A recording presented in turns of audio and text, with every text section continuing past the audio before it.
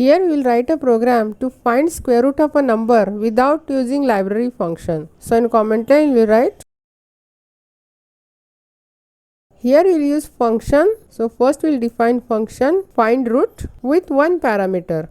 Then we will define one variable answer which is initialized with 1, and we will use for loop. So for I in range 0, n, and we will calculate the root as answer equal to answer equal to n divided by answer plus answer, and this whole divided by 2, and outside the for loop we will return answer.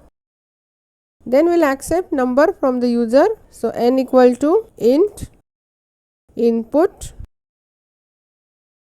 enter number to find square root, and we will call the function find root. But since the function is returning value, we will call this function in print statement. So print square root of n equal to, we will call the function find root, and we will pass n as a parameter, and we execute this. I will enter the number 9. It will print square root of 9 as 3.